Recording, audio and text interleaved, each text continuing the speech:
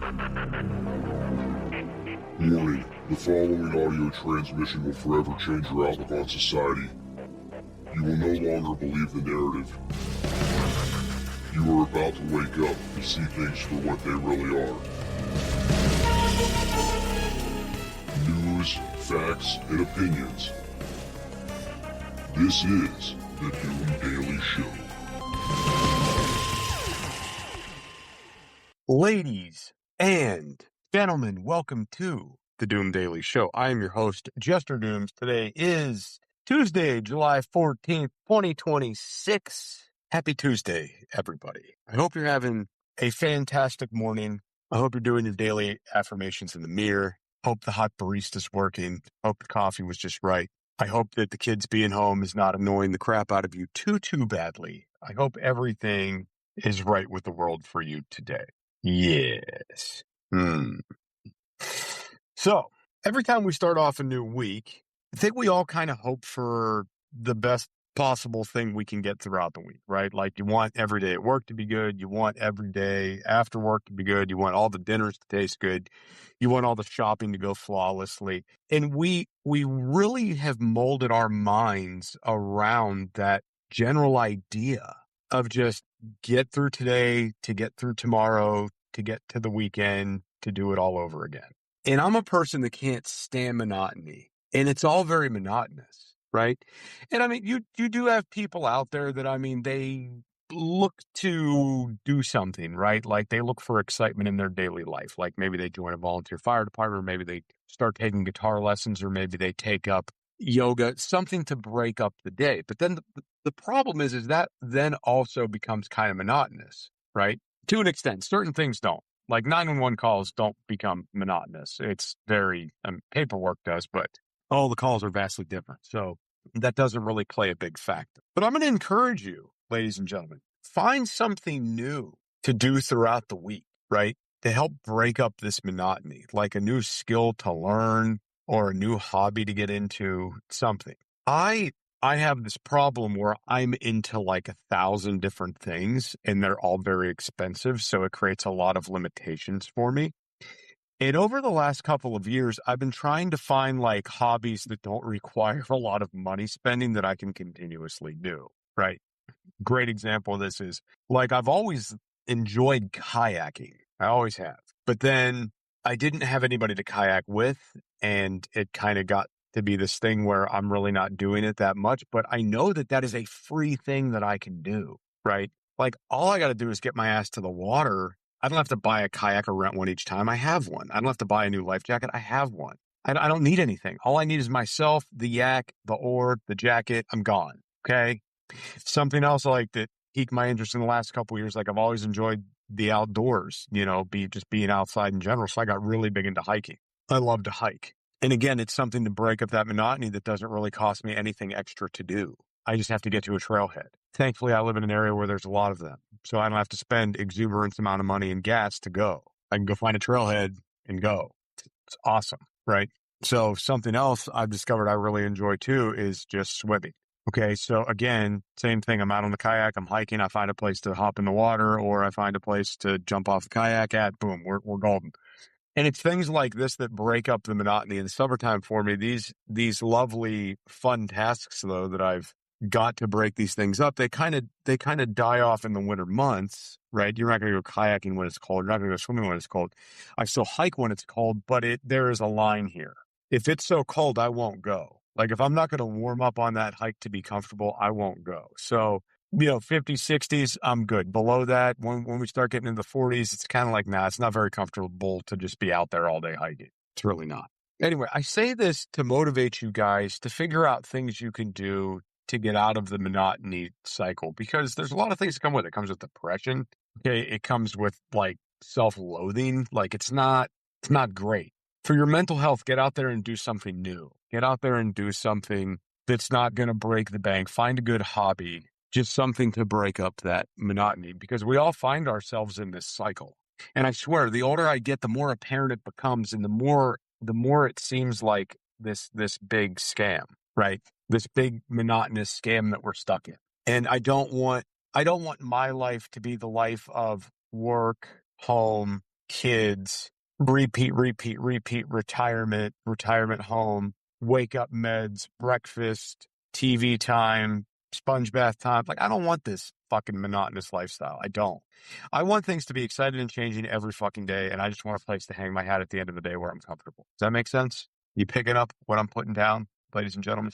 I just felt that I had to voice this because it's just, it's one of those things, man. It's out there in front of everything, and that's it, you know? So I just felt that I had to bring it up. Anyway, we'll be back right after these messages.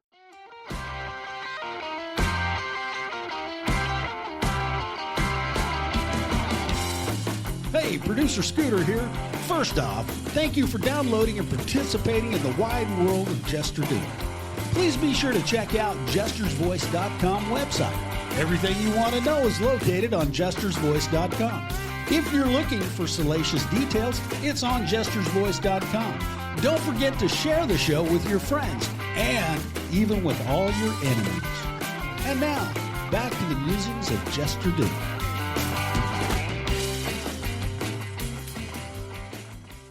Ladies and gentlemen, welcome back to the Doom Daily Show. I am your host, Jester Dooms. The email, doomdailyshow@gmail.com. Everywhere on social media at Jester Dooms. The website, www.jestersvoice.com.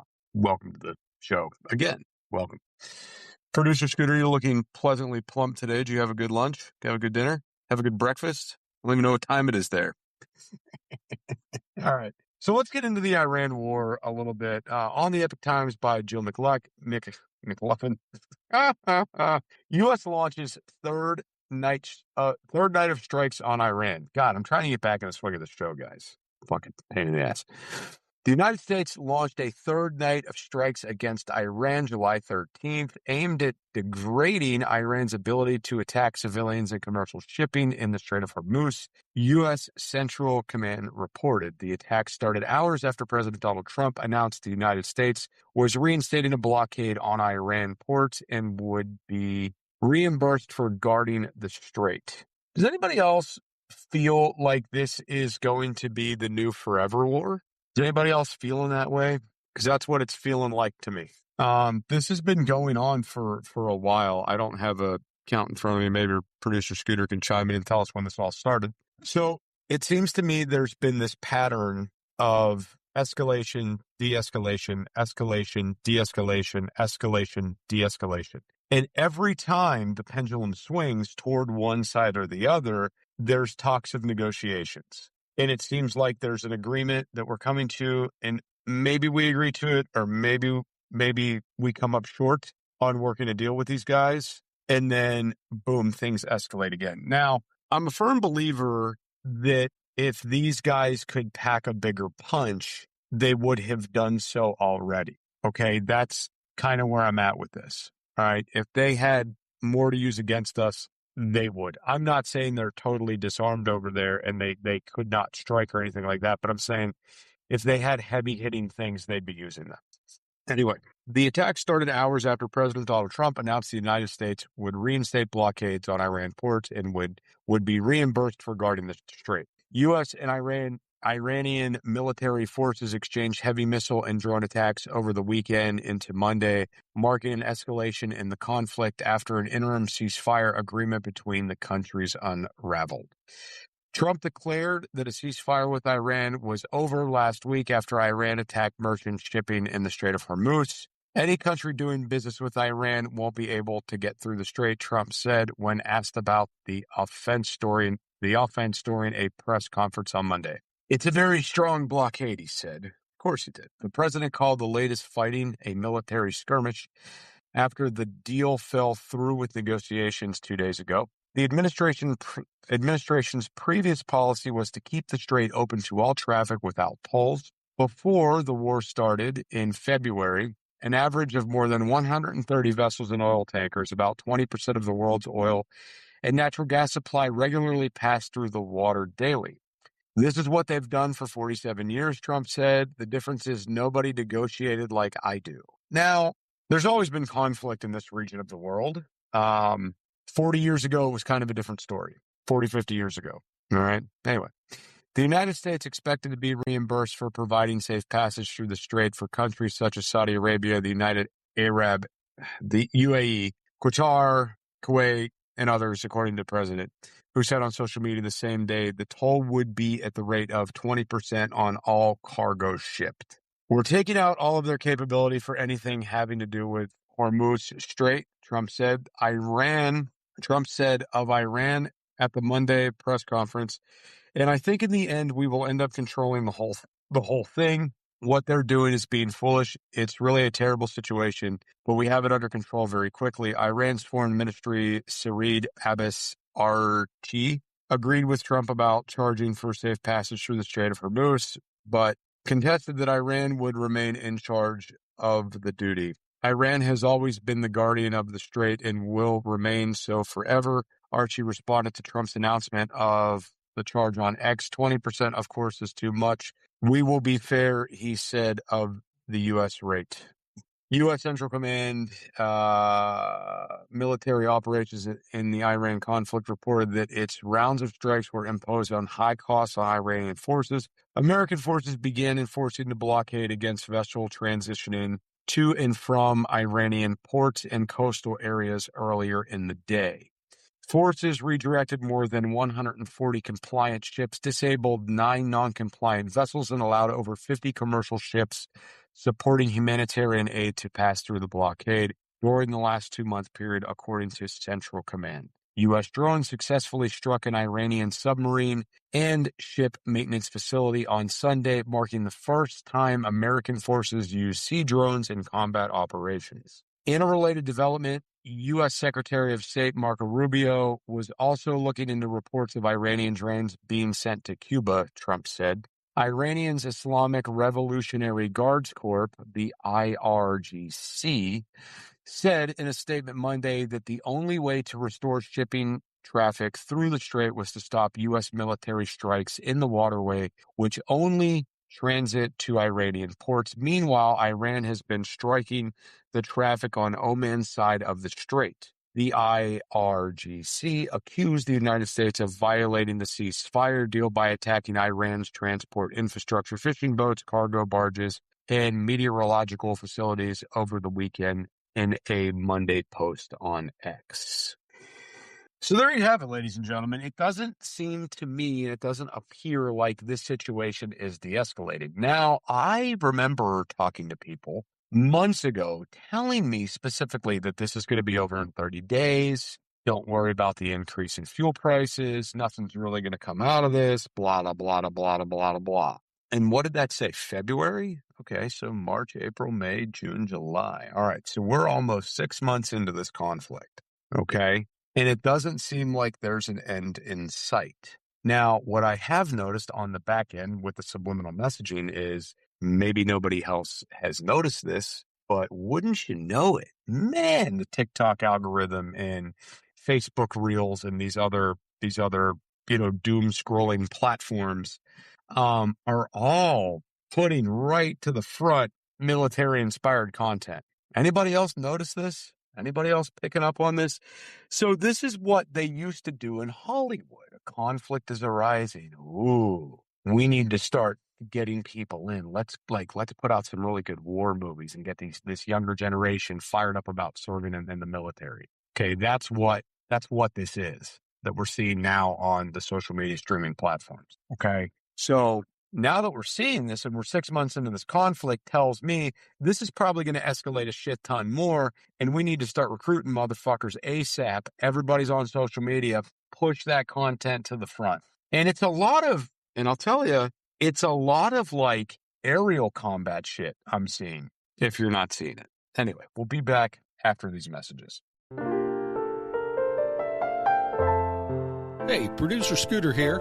And if you've made it this far, I just want to commend you for diligent listening skills. But also, I want you to take a moment, since you've come this far with us, send an email to doomdailyshow@gmail.com. Let us know where you're listening from.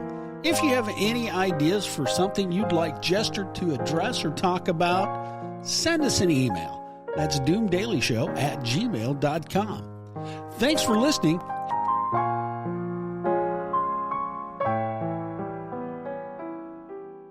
Ladies and gentlemen, welcome back to the Doom Daily Show. I'm your host, Jester Dooms. The email, doomdailyshow@gmail.com. If you haven't done so already, make sure to like, share, and subscribe to the show. I want to have a conversation about this guy that got attacked by the Bison and got sent flying about a dozen feet in the air. If you guys haven't seen this circulating around on social media, it is circulated around on social media everywhere. Grandpa got ran over by a bison is what happened. If you haven't seen the articles about this, if you haven't seen the video, it's all on video. It's fantastic. All right. Now, I want to have a conversation about this because I've seen a lot of people approach this conversation in different manners. Okay. And Doom's standpoint's a little different on this. I think it's absolutely fucking hilarious. Okay. Number one. But I've heard like different things, and these are the things I want to address. Okay. It blows my mind how stupid humanity absolutely is. So I heard one person say, well, they shouldn't have been messing with the buffalo. They should have been provoking it. They literally got out of their vehicles to take pictures of this thing. There was no provoking that happened. So let's squash that right there. Now, I've heard a lot of people say that, well, it's their territory, and anybody that comes into that territory, the bison can get very territorial. I agree. They're wild animals. They don't have the same thought processes that we have as human beings.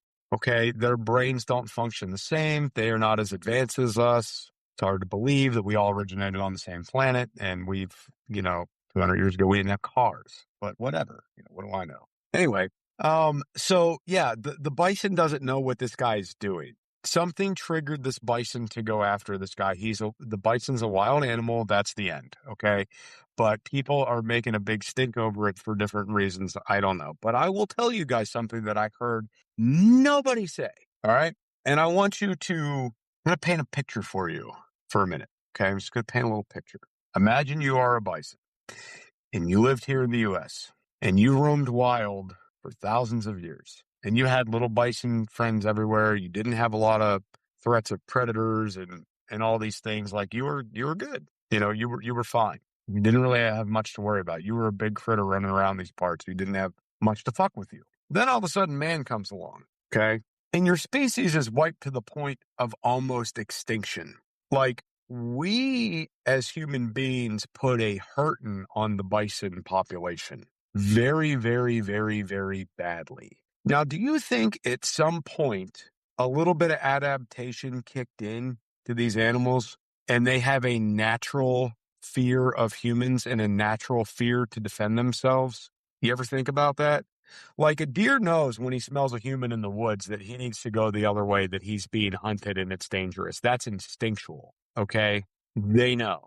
So if you don't think that the bison developed that same kind of survival tactic, that instinctual survival to where, hey, something's out of place here, something's not right, I don't like this, I have to be territorial, I have to defend myself, you're crazy, because that's absolutely what I think this was. Something about that man, his scent, the way he looked, something made that bison's territorial survival instinct kick in, and he had to go after that man. Because if you watch the videos, that man was retreating. He was not posing a threat. He was trying to get away from that damn buffalo. He was trying, okay? And that buffalo said, nope, not today. I'm kicking your fucking ass. And he did. Now, you have to ask yourself, what could it have been about that man in particular? And like I said, could have been a number of things. The way he looked, what he was wearing, his scent, the way he walked out of his vehicle to take a picture. Something did something to provoke this animal. All right. You don't fuck with the wildlife. And yet I keep seeing this shit pop up like at least once a year. There's, people are feeding these bears too much and they're coming around more. Tourists are stopping to pick up the baby bear cubs to take pictures with them. Now we have to shut down this area so the bears can get reintroduced into the wild. Like all of these things, right? It's a common thing. And I can't believe that human beings have not developed enough brain cells yet to be like, hey, that's a wild animal. Maybe I should not approach it. Maybe I should leave it alone. Maybe I'm going to fuck it up if I mess with it. Like we're not doing these things. We're just ignoring all deductive reasoning and we're going into these situations and we're creating problems. And us being at the top of the food chain really doesn't fucking matter, does it? No, it doesn't. If you want to have a fun experience with an animal, go to a fucking zoo. Go to one of these rescue and rehab and rehabilitation centers that always need people to come in and donate to help the animals. Go do that shit. Don't go pick the baby bear cubs up off the side of the road for selfies. Like, I can't believe people do this shit. Anyway, we'll be right back after these messages. Can't get enough of Jester Dooms? Check out his other show, It's Doomsday Podcast, available on all podcast platforms. That's It's Doomsday Podcast. Back to the show. Ladies and gentlemen, welcome back to the Doom Daily Show. I'm your host, Jester Dooms. The email, doomdailyshow@gmail.com. Everywhere on social media, at Jester Dooms. The website, www.jestersvoice.com. So, I want to take a side street for a second, just because I haven't been around lately to talk about it. But we need to talk about our extraterrestrial friends and visitors, and it's a hot topic for me on the show. It's something that I enjoy talking about. So, a lot of people have been plugging the UFO files that have been being released into ChatGPT and other AIs to try to get a deductive rationale if aliens do in fact exist or not. And there is no yes or no answer that's coming from AI. You are getting things like there is no confirmation, but you're also getting things like there is no denial. Like you're getting mixed things of what's coming out of these files. Okay. Now, what I find to be very interesting, and I guess nobody's really talking about it, is so, all right, we talked in the first segment of the show about subliminal messaging in Hollywood. Okay. Has anybody noticed since the start of these UFO files being released, we've had like no heavy hitter box office alien-esque movies or extraterrestrial anything? It's been very like quiet in that realm. So they put these things out there, the subliminal messaging they put out there in order to prepare us for a truth that may come, to get us okay with the idea of a big shock and awe, right? Okay. Now what's happening is all these UFO files are being released, and all these accounts and everything that they're talking about, are in there, and people can go read through them now, and there's nothing in Hollywood. I'm sorry, what? We were bombarded over the last 20 fucking years with alien movies. Bombarded. All the Men in Black movies. All of the Transformer movies. The fucking Marvel universe. Like, so much. And now just silence? Are you serious? What the fuck is going on? Something's not jiving. Okay? It feels like something is on the horizon.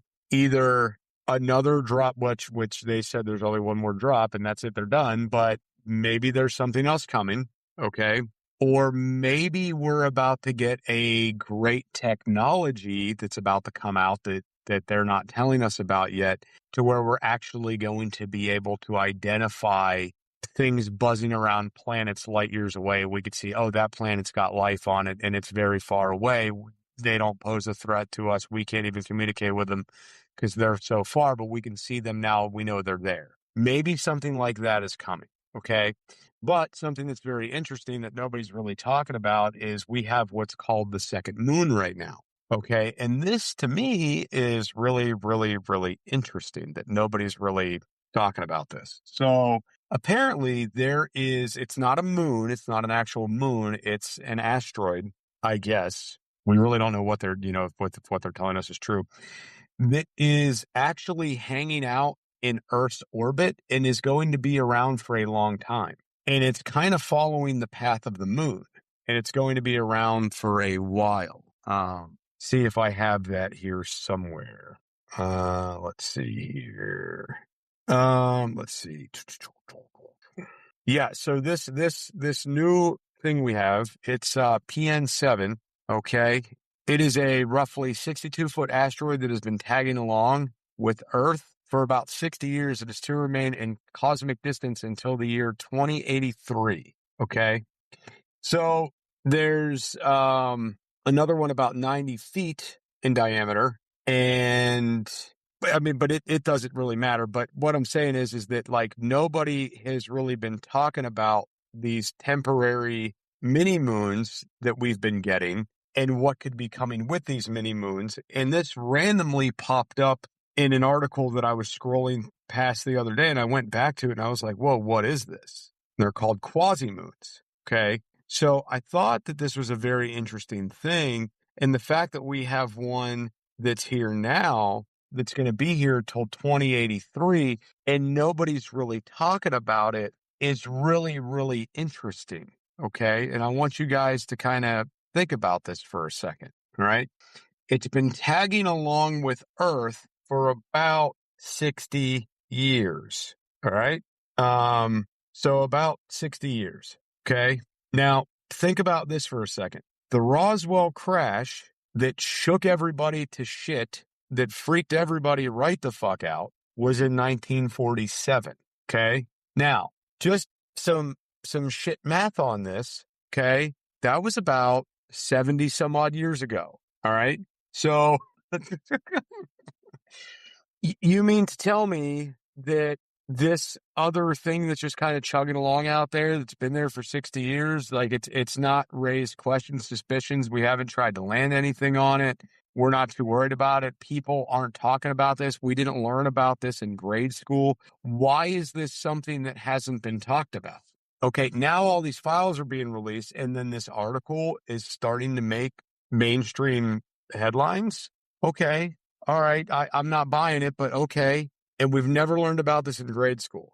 Like, I was very big in science class. Like, I was really into this stuff, and my highest grades were in science for the most part. And I mean, math and science were like my two high things, that and history class. Anyway, so, but it begs the question, if this has been up there for that long, why don't we have more research? Why haven't we studied it more? Why hasn't it been talked about more? What is actually going on?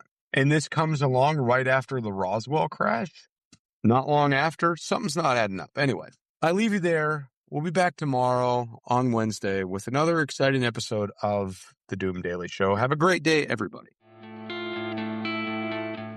News, facts, and opinions.